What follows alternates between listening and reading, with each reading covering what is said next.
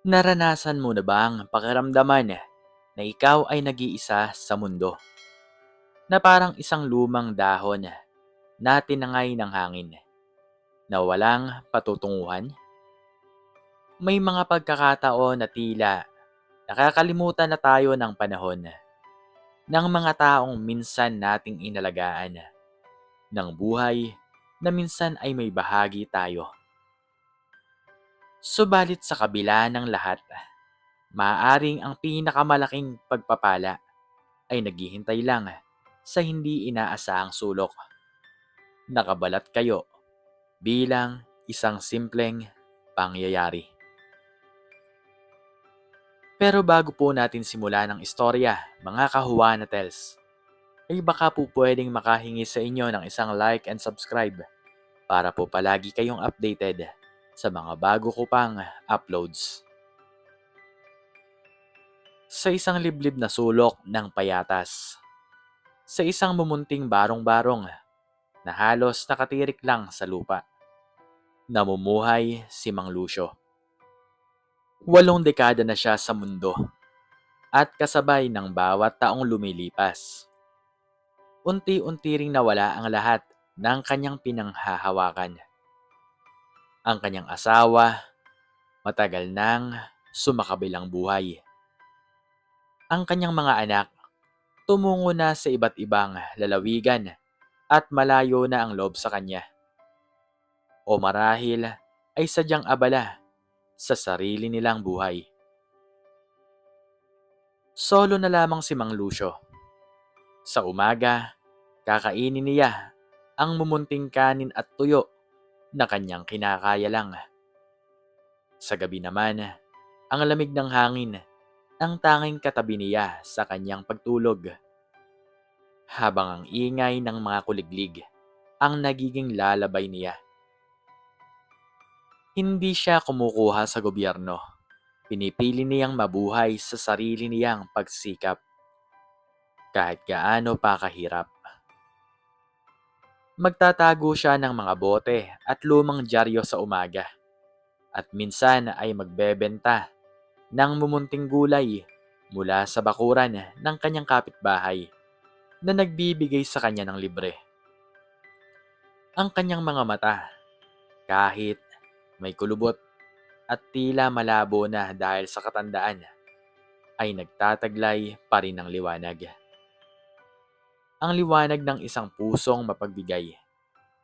Sa kabila ng kanyang karukhaan, nanatili siyang matulungin sa mga taong higit na nangangailangan kaysa sa kanya. Kahit pa alam niyang siya ay kabilang din sa mga ito. Ang maliit niyang bahay ay walang kuryente. Nililiwanagan lang ng gasera sa gabi. Ang tubig ay kinukuha niya sa poso. At halos araw-araw ay hirap siyang umakyat sa burol pabalik sa kanyang kubo. Bit-bit ang balde ng tubig.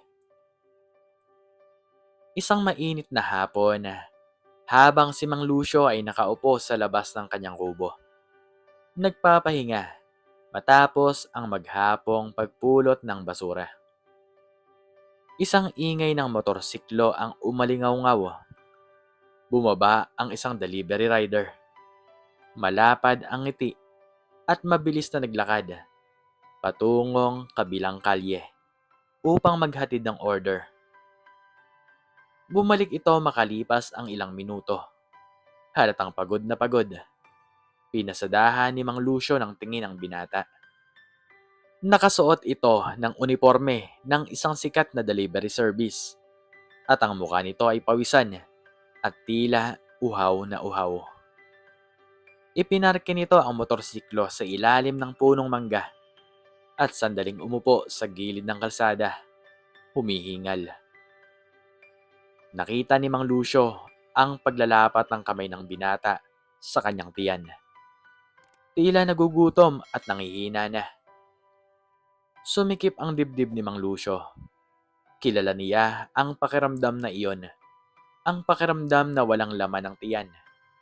Habang ang init ng araw ay tila lalong nagpapahina sa katawan. Agad siyang tumayo kahit pa hirap na hirap at pumasok sa loob ng kanyang kubo. Kinuha niya ang tanging baso na mayroon siya at ang pitsil na naglalaman ng tubig poso na inigib niya kaninang umaga. Mayroon din siyang natirang kanin mula sa tanghalian at isang pirasong tuyo na huli niyang nabili. Lumapit siya sa binata. Iho, halika. Mukhang pagod ka na. Malumanay niyang sabi. Napalingon ang binata.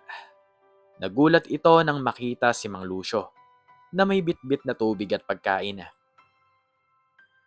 Nako, lolo. Okay lang po ako. Sagot nito. Pilit nang umingiti. Huwag ka nang magpakipot. Pilit ni Mang Lucio. Nakikita ko ang pagod mo. Umupo ka rito. Uminom ka muna ng tubig. Mainit ang araw. Delikado ang pagod at gutom. Nag-aalangan pa rin ang binata. Ngunit ang kabaitan sa mga mata ni Mang Lucio ay sapat para unti-unti siyang maupo sa ilalim ng puno. Inabot ni Mang Lucio ang baso ng tubig. Walang pag-aalinlangan. Ininom ng binata ang laman yun. Parang tanging natitirang tubig sa disyerto ang malamig na tubig. Salamat po, Lolo. Maraming salamat po talaga. Sabi nito, matapos ubusin ang tubig. Sa totoo lang po, Lolo, sobrang sarap po ng tubig nyo. Mayroon pa akong konting kanin na tuyo rito, iho. Hindi man masarap pero palaban sa gutom. Baka naman gusto mong kumain. Alok ni Mang Lucio. Sabay abot ng munting plato. Nagulat ang binata. Nako, Lolo, wag na po. Nakakahiya naman po sa inyo. Pati kayo po ay mapapagastos ng dahil lang po sa akin. Huwag mo nang isipin yan. Hindi pa naman ako nagugutom. Kumain ka na. At huwag ka nang mahiya. Iho, ang pagtulong ay hindi nakikita sa kung gaano karami ang pera mo. Ang mahalaga ay ang malasakit. Giit ni Mang Lucio at bahagyang umiti. Wala nang nagawa ang binata. Kinuha niya ang plato at nagsimulang kumain. Salamat po talaga, Lolo, ha. Malaking tulong po talaga to. Kanina pa po kasi akong umiikot at ang init pa po ng araw. Walang anuman, iho. Ganyan talaga ang buhay. Minsan nasa itaas at minsan naman ay nasa ibaba. Noon, alam mo ba, iho, isa din akong driver. Halos ayaw ko nang bumaba sa sakyan. Ngayon, tingnan mo, naglalakad na lang ako. Kwento ni Mang Lucio habang pinagmamasdan ng binata. Ano? Driver po kayo noon, Lolo? Tanong ng binata habang lumalamon. Oo, iho. Driver ako sa isang malaking pamilya sa Makati. Halos 10 taon din ako sa kanila. Napakabait ng mga amo ko. Mayroon silang maliit na anak na lalaki. Napakalikot. Pero napakabait nun. Lagi kong kasama yon. Parang anak ko na rin. Simula pagkabata, inalagaan ko siya. Malungkot nang umiti si Mang Lucio. Alam mo, napakabilis ng panahon. Ngayon, siguro, binata na rin yon. Matagal na rin akong umalis doon.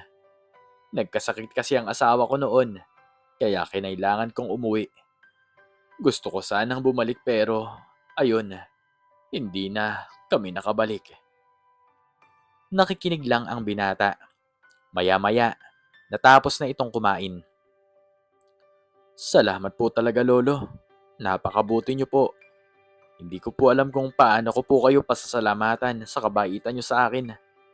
Sa panahon po kasi ngayon, bihira na po ang gumagawa ng kabutihan nang walang hinihinging kapalit. Hindi mo kailangang magpasalamat. Ang mahalaga ay nakatulong ako. Mag-iingat ka sa pagmamaneho mo, iho, sabi ni Mang Lucio. Tumayo ang binata. Lolo, bago po ako umalis, mayroon po sana akong ibibigay sa inyo. Nagulat si Mang Lucio nang makita ang binata na naglabas ng isang maliit na sobre mula sa kanyang bag. Ito po sana para pambili niyo po ng pagkain at gamot. Nako iho, wag na. Maraming salamat. Pero hindi ko matatanggap yan. Driver ka lang oh.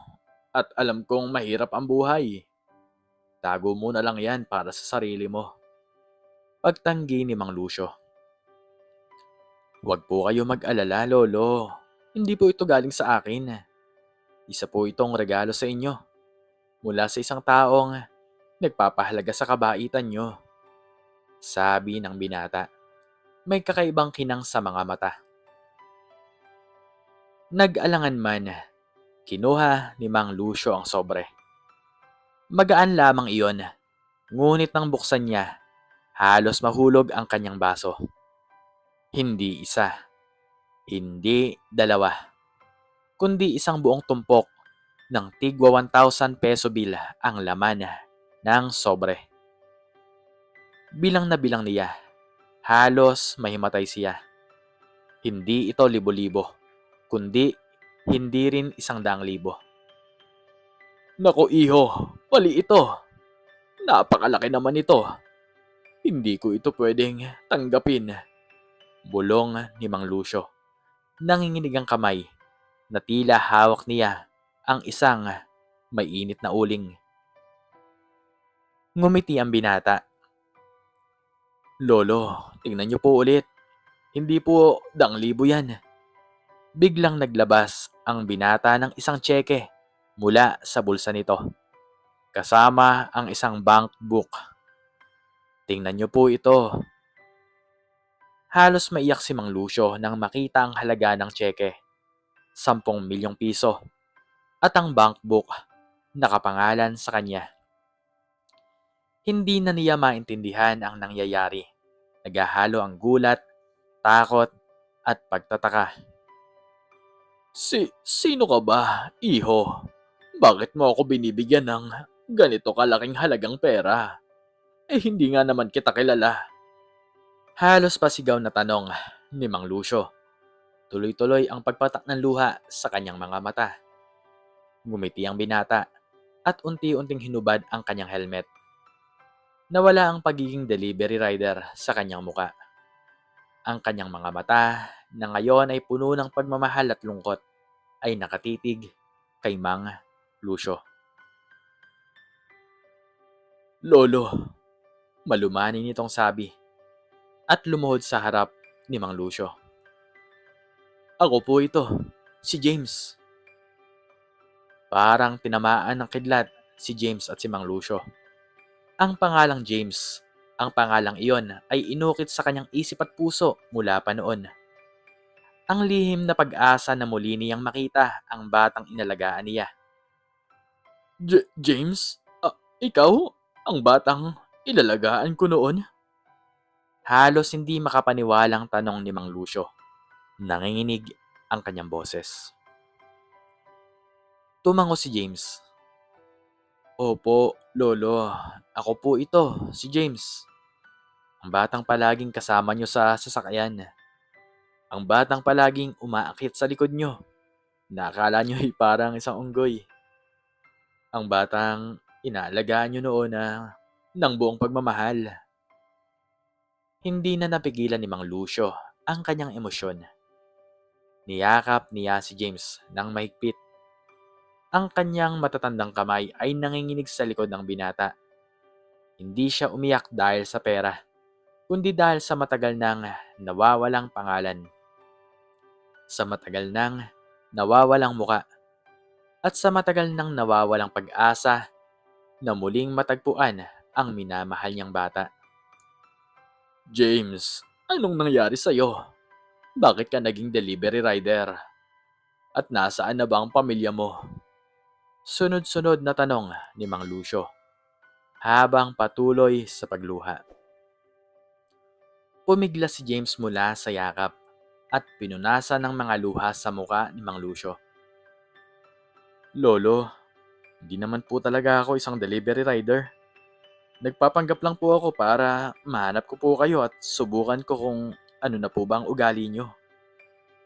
Nagulat si Mang Lucio. Ah, ano? Matapos po kayong umalis, Lolo, naging magulo po ang buhay namin. Hindi nagtagal, pumanaw po si Mami at sumunod din po si Daddy. Napunta po ako sa mga kamag-anak. Mahirap po ang buhay pero nilabanan ko po. Pinagbuti ko po ang pag-aaral at sa awa ng Diyos, umunlad po ang negosyo ko. Paliwanag ni James. Ngayon, huwag po kayong magugulat, Lolo. Hindi naman po sa pagmamayabang pero isa na po akong bilyonaryo. Pero hindi po nagbago ang puso ko. Ang tanging hinahanap ko po ay kayo po, Lolo. Matagal ko na po kayong hinahanap. Simula pa noong nagkapera po ako. Nagpatulong po ako sa mga investigador at sa mga ahente pero wala po talaga. Hindi po kayo makita. Parang lumalim kayo sa lupa. Hindi ko po kayo makalimutan, Lolo. Ikaw po kasi ang nag-alaga sa akin. Ikaw po ang nagturo sa akin ng kabutihan. Hindi ko po makakalimutan ang inyong pagmamahal. At kayo po ang nagturo sa akin ng prinsipyo na higit sa lahat ng yaman, mas mahalaga ang kabutihan. Para makasigurado po, Lolo, nagkunwari po akong ganito, delivery rider. Nagtanong-tanong ako sa mga kapitbahay nyo. Nang makita ko po kayo, nakita ko po ang inyong pagtanda, ang inyong hirap. Pero nakita ko pa rin po ang kabaitan nyo. Nang abutan nyo po ako ng tubig at pagkain, nilamon po ang aking pagkabilyonaryo at damdamin. Gusto ko pong maramdaman ang init ng inyong pagmamalasakit. Noon ko po napatunayan na hindi po kayo nagbago, Lolo. Nagpatuloy si James. Ang pera pong yan, Lolo, hindi po yan utang na loob. Regalo ko po yan sa inyo. Salamat po sa lahat, Lolo. Sa pagmamahal nyo, sa pag-aalaga nyo. Hindi po kayo dapat tumira rito. Hindi nyo po deserve ang ganitong buhay. Bawat salita ni James ay tumagos sa buto ni Mang Lucio. Ang pagmamahal na akala niya ay matagal nang nawala ay bumalik. Doble ang tindi. Ang pagmamalasakit na ipinunla niya noon, may bunga na ngayon. James, anak, salamat. Salamat sa Diyos at nakita kitang muli. Hikbi ni Mang Lucio. Akala ko, habang buhay na akong mag-iisa. Akala ko, wala nang magmamahal sa akin. Hindi po yan totoo, Lolo. Nandito po ako. Ako na po ang bahala sa inyo. Ibabalik ko po ang lahat ng pagmamahal na ibinigay niyo po sa akin.